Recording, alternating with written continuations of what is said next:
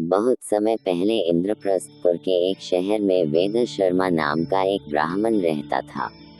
वेद शर्मा का विवाह लीलावती से हुआ था, जिससे उसके 7 महान पुत्र और वीरावती नाम की एक गुणवान पुत्री थी। क्योंकि 7 भाइयों की वह केवल एक अकेली बहन थी, जिसके कारण वह अपने माता पिता के साथ साथ अपने भाइयों की भी लाडली थी। जब वह विवाह के लायक हो गई तब उसकी शादी एक उचित ब्राह्मण युवक से हुई। शादी के बाद वीरावती जब अपने माता पिता के यहाँ थी तब उसने अपनी भाभियों के साथ पति की लंबी आयु के लिए करवा चौथ का व्रत रखा।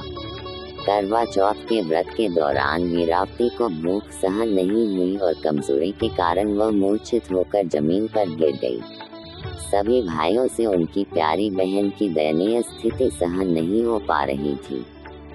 वे जानते थे वीरावती, जो कि एक पतिव्रता नारी है, चंद्रमा के दर्शन किए बिना भोजन ग्रहण नहीं करेगी, चाहे उसके प्राण ही क्यों न निकल जाएं।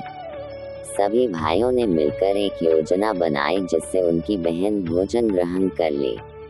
उनमें से एक भाई कुछ दूर वट के वृक्ष पर हाथ में छलनी और दीपक लेकर चढ़ गया। जब वीरावती मूर्छित अवस्था से जागी तो उसके बाकी सभी भाइयों ने उससे कहा कि चंद्रोदय हो गया है और उसे छत पर चंद्रमा के दर्शन कराने ले आए। वीरावती ने कुछ दूर वट के वृक्ष पर छलनी के पीछे दीपक को देख विश्वास कर लिया कि चंद्रमा वृक्ष के पीछे निकल आया है। अपनी भूख से व्याकुल वीरावती ने शीघ्र ही दीपक को चंद्रमा समझकर अर्पण कर अपने व्रत को तोड़ा। वीरावती ने जब भोजन करना प्रारंभ किया तो उसे अशुभ संकेत मिलने लगे। पहले कौर में उसे बाल मिला, दूसरे में उसे छींक आई और तीसरे कौर में उसे अपने ससुराल वालों से निमंत्रण मिला। पहली बार अपने ससुराल पहुंचने के बाद उसने अपने पति के मृत शरीर को पाया। अपने पति के मृत शरीर को देखकर वीरावती रोने लगी और करवा चौथ के व्रत के दौरान अपनी किसी भूल के लिए खुद को दोषी ठहराने लगी। वह विलाप करने लगी। उसका विलाप सुनकर देवी इंद्राणी, जो कि इंद्र देवता की पत्नी है, वीरावती को सांत्वना देने के लिए पहुंची।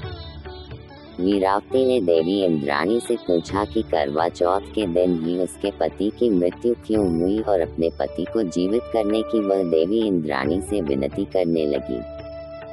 वीरावती का देखकर देवी इंद्राणी ने उससे कहा कि उसने चंद्रमा को अर्घ्य अर्पण किए बिना ही व्रत को तोड़ा था, जिसके कारण उसके पति की असामयिक मृत्यु हो गई।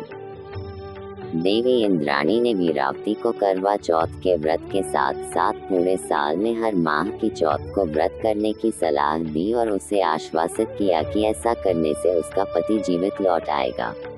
इसके बाद वीरावती सभी धार्मिक कृत्यों और मासिक उपवास को पूरे विश्वास के साथ करती।